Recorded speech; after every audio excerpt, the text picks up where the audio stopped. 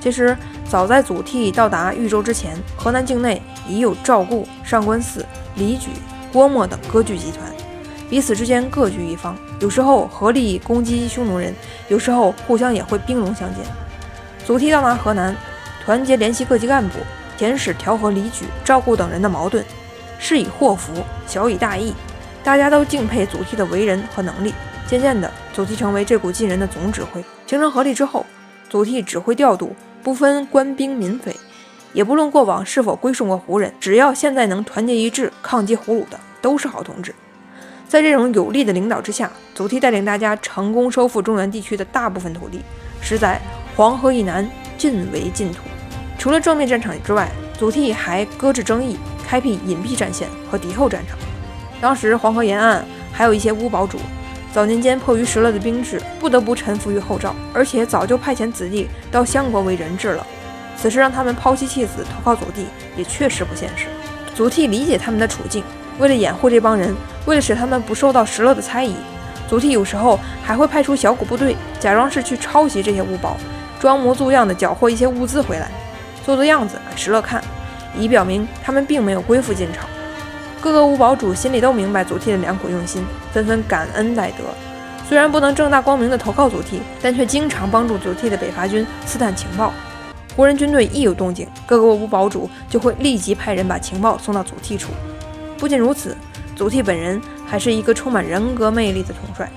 他体恤民情，不论是名士还是底层人士，他都一视同仁，并且还像自己小时候一样，最喜欢跟普通群众待在一起。他赏罚分明，战斗胜利了有缴获，从来不耽误。前脚胜利，后脚赏赐就已经送到军营了，前后不会超过1天。他还亲自下地干活，身体力行劝导百姓种田务农，恢复生产。他不置资产，大小财货要么赏赐将士，要么拿出来制备物资，由此深得民心。就连身在北国独自抗击匈奴的刘琨，在听说了他的事迹之后，也激动得不得了。刘琨给朋友写信的时候说：“我枕戈待旦，志在消灭逆虏。现在祖将军在河南1日千里，我可不能被他落下了呀！”有了正义性、群众性、整体性的加持，有了如汪洋大海般的人民群众的支持，祖逖在战场上始终处于主动地位，屡屡击破赵军，实在石勒不敢窥兵河南。不仅不敢南下，石勒为了给祖逖示好，还专门派人修缮祖逖母亲的坟墓。祖逖的衙门将军投降石勒，石勒不仅不收，反而杀了此人给祖逖送来，并表明心迹，写信给祖逖说：“叛臣贼子走到哪儿都是天下之恶，祖将军您憎恶的就是我憎恶的。”不久之后，石勒又致信请求与祖逖开棺互市。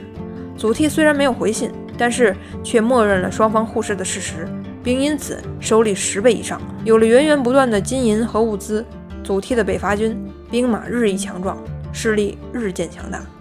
似乎一切都在变得越来越好，战斗连连胜利，队伍日益壮大。就连350年后修禁书的官员都觉得推风越河、扫清纪硕的时刻马上就要到来了。但就在这时候，江南东晋朝廷内斗的刀砍到了北伐军头上。太兴4年，公元321年，司马睿任命戴渊为征西将军，都督司、兖、豫、兵、雍、冀6州诸军事，任司州刺史，出镇合肥。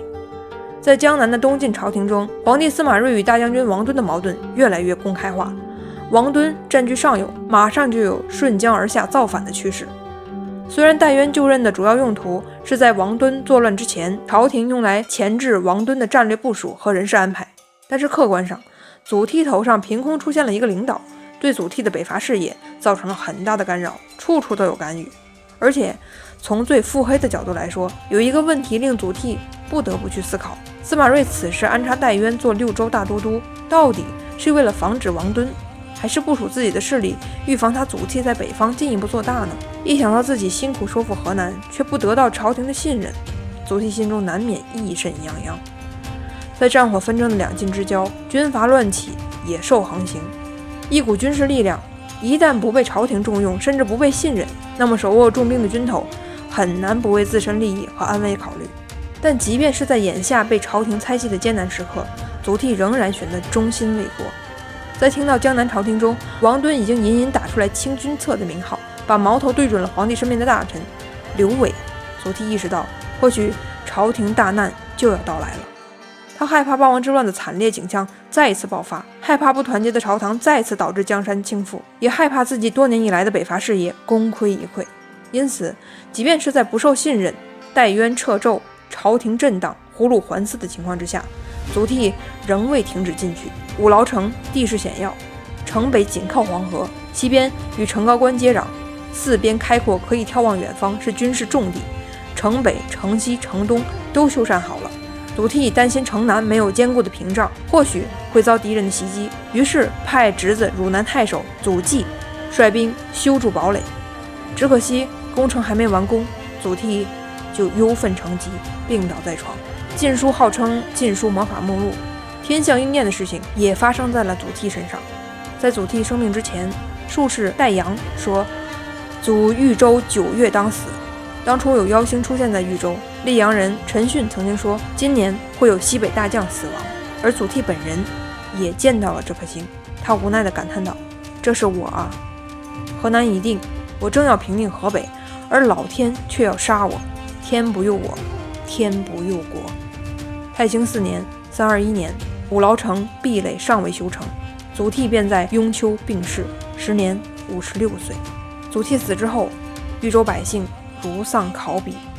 谯郡、梁郡的百姓自发地为他建祠堂。晋元帝追赠祖逖为车骑将军，并命其弟祖约接掌其部众。然而令人心碎的是，祖逖死之后，后赵石勒趁机继续入侵河南，祖约难以抵御，退据寿春。祖逖历时5年收复的河南大片土地，最终又被后赵一一攻陷。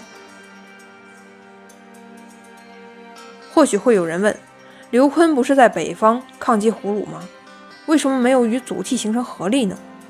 因为刘司空已经在3年前含冤死于鲜卑人之手了。刘琨自306年开始出镇滨州，10余年以来，他就像一颗钉子一样，死死地钉在黄土高原上，迟滞匈奴人向北扩张的步伐。尽管刘琨的军事能力一言难尽，但是因为有他在，石勒和匈奴人事实上始终没有形成合流。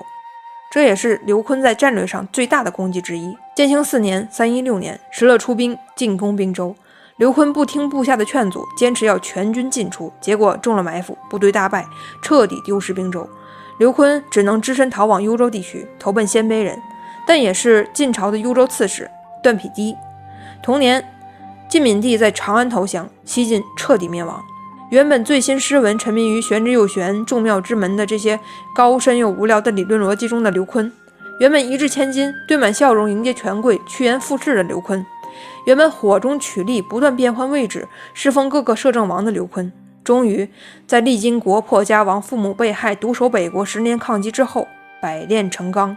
半生刚硬，成为晋人在北国的精神旗帜。再次战败转战幽州的刘琨，俨然已经是被胡人包围的一座孤岛。他自己也知道，在这种凶险的情况之下，自己恐怕是时日无多了。他给江南的司马睿写信说，石勒占据襄国，跟我只隔着一座山，东北8州，石勒已灭其妻，所存留者只有我了。逆胡心心念念的就是击败我，我现在已经是力志双穷，首尾狼狈，痛心疾首，勉力支撑罢了。我与胡虏势不两立，如果我死在战斗当中，也算是不留遗憾了。闵帝投降之后，刘琨又派遣自己的长史温峤南下江东，向司马睿劝进，希望司马睿早点建立正统秩序。而此时，刘琨已经是劝进180名高级干部当中排位第1的人了。简言之，说刘琨是朝野之望，并不为过。司马睿在劝进之后给刘琨写信说，公世代勋贵，位极人臣，还能这样忠允诚义，身先士卒，公之精神感天动地。如今我在江南，公在塞北，南北迥异，但我们同心齐力，虽然相隔万里，但心犹如咫尺之间，请多保重。317年，晋元帝建武元年，段部鲜卑段匹敌、段莫波2兄弟内斗，刘琨的儿子刘群被段莫波俘虏，段莫波让刘群写信劝刘琨杀段匹敌，想要借助刘琨的手干掉哥哥，统一段部鲜卑。刘琨并不知情，但是这封信却落到了段匹敌的手里。段匹敌先下手为强，拘留了刘琨，并质问刘琨为什么要图谋他。刘琨则光明磊落地表示，我并不知情。当然，段毘帝也素来敬重刘琨，因此并没有加害刘琨，只是把他关押起来。不过就在此时，身处江南的大将军王敦却授意段毘帝杀了刘琨。王敦非常忌惮刘琨的政治号召力，在江东他的伤亡当然是无人能及，但是万一刘琨也来到了江南，那王敦的地位就绝对不保了。为了防止刘琨活着回到江东，王敦给段毘帝写信，让他处死刘琨，并以东晋朝廷的名义向段毘帝保证，杀刘琨朝廷绝不会问责。就这样，没有死于战场的刘琨，在318年5月初8被段毘帝勒死，时年48岁。随后子侄4人一同被害。刘琨临死之前对生死之事看得很淡，他说：王敦派使者来却不来见我，一定是要杀了我，生死由命，我不难过。只可惜恨家仇国恨还没报，死了之后去地下，怎么跟父母大人交代呢？看来是要永留遗憾了啊！壮志难酬永留遗憾的祖逖、刘琨2人已经够令人心伤了。但今天还是有个阴暗小故事。祖约是祖逖的弟弟，在跟随哥哥北伐的过程当中，祖约逐渐有了军功，先后侍中、豫州刺史。祖逖死之后，祖约没有能力执掌这支队伍，更无力扩大北伐事业。不过1年，祖约便率领北伐军退守到寿春，石勒重新占领了黄河以南。尽管北伐失利，但手里有兵的他仍能参与朝堂的事务。在跟随朝廷平定王敦之乱之后，祖约出任镇西将军，达到了比他哥哥更高的位置上。然而晋闵帝死之后，祖约也像晋朝的各位野心家一样，对现状不满，逐步心怀怨恨，并在咸和3年公元328年跟随苏峻起兵造反，攻入建康。苏峻之乱很快被平定，逃无可逃的祖约投降了他哥祖逖生命晚年最大的敌人石勒。然而石勒根本瞧不起这个懦弱的卖国贼，后赵建国需要明定秩序，扎1-2个大官放血，震慑开国功臣。恰好祖约此时在后赵大饮宾客，又占夺别人的田地，深为当地人所记恨。石勒于是假意邀请祖约带领全族来首都会面，参加宴会饮酒，然后趁机收捕祖氏全族100余人，押赴集市，全部斩杀。祖氏的妇女全部被分赐胡人为妾。拜拜。